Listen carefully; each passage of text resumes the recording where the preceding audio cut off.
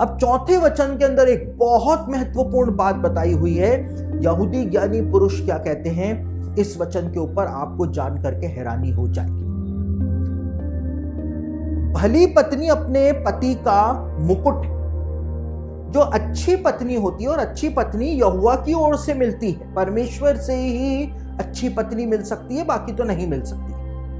क्योंकि लिखा है ना कि झगड़ालू और चिड़चिड़ाने वाली पत्नी के संग रहने से तो छत के कोने पर रहना अच्छा है। छत के कोने पर कैसे रहेगा, मकड़ी की तरह किसी जाले में रहना अच्छा है, इसके जाले में फंसने से। तो भली पत्नी अपने पति का मुकुट होती है। कैसे मुकुट होती है? राजा जो होता है उसकी पहचान किससे होती है? मुकुट से। और राजा का आदर लोग क्यों करते हैं? उसके मुकुट के कारण।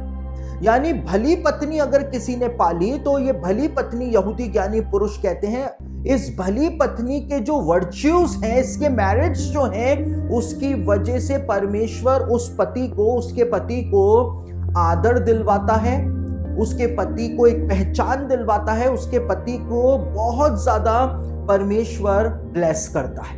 क्योंकि लिखा हुआ है नीति वचन के अंदर ही कि जिसने स्त्री ब्याली, यानी जिसने शादी कर ली, उसने उत्तम पदार्थ पाया और यहोवा का अनुग्रह उसके ऊपर हुआ है। यानी परमेश्वर, अगर किसी ने एक अच्छी भली स्त्री से विवाह किया है तो वो स्त्री से जब वो जुड़ गया तो उस स्त्री के कारण, हमारे भारत में तो दहेज लिया जाता है, ठीक है ना, दहेज लिया जाता है। लेकिन यहां पर क्या बताया जा रहा है कि अगर अच्छी भली पत्नी आ गई तो वो अपने साथ ऐसी वर्च्यूज को लेकर के आएगी कि पति के सिर पर मुकुट बन जाएगी, जीवन में सक्सेस आ जाएगी, आदर और इज्जत आ जाएगी, ब्लेसिंग्स आ जाएंगी, हर एक प्रकार की ब्लेसिंग आ जाएगी उसके कारण, क्योंकि यहोवा का अनुग्रह उस व्यक्ति के जीवन पर हो जाएगा।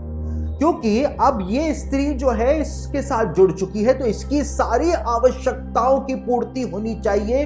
तो कैसे होगी?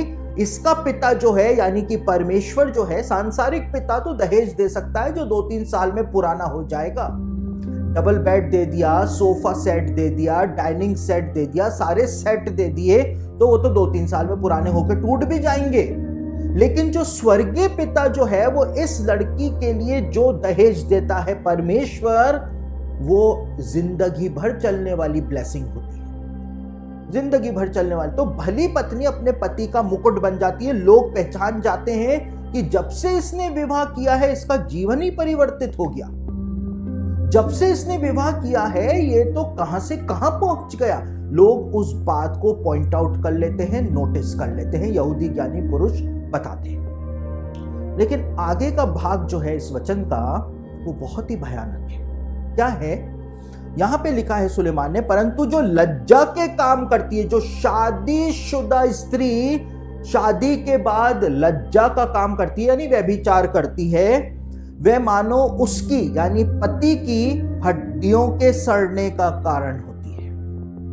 विचित्र स्त्री, यानी कि जो शादीशुदा स्त्री अपने चरित्र को संभाल करके नहीं रखती है, दूसरे पुरुषों के साथ व्यभिचार करती है, यहां पे लिखा है कि लज्जा के काम करती है, तो वो अपने पति की हड्डियों के सड़ने का कारण बन जाती है।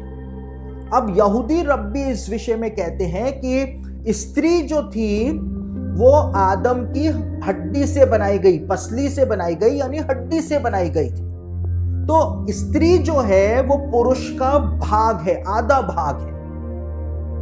और यहां पर इस बात को बताया हुआ है सुलेमान ने, यहूदी रब्बी कहते हैं कि अगर कोई शादीशुदा पत्नी या शादीशुदा स्त्री पाप करती है, व्यभिचार करती है, तो वो अपने आधे भाग को, अपने पति को तुच्छ जानती, यानी उसको ये आधा हिस्सा जो उसका है, जिसमें से वो निकली है, उसको वो हिस्सा नहीं चाहिए होता है, यानी वो उसको रिजेक्ट कर देती है। ये रिजेक्टेड है, ये पति उसकी नजरों में रिजेक्टेड है। अब उसको नया पुरुष चाहिए, तो ये रिजेक्टेड है। तो जो रिजेक्टेड पार्ट होता है बॉडी का, वो सड़ने लगता है। सड़ने किस प्रकार से लगता है? यहूदी ज्ञानी पुरुष जो इतने लंबे समय से शताब्दियों से जो वो नोटिस करते हुए आए हैं, उसको उन्होंने अपनी कमेंट्रीज में लिखा है। और यहूदी ज्ञानी पुरुष जो सेजेस बताते हैं कि जब एक पत्नी दूसरे पुरुष के साथ लज्जा के काम करती है, अपने पति को तुच्छ जानती है, रिजेक्ट करती है,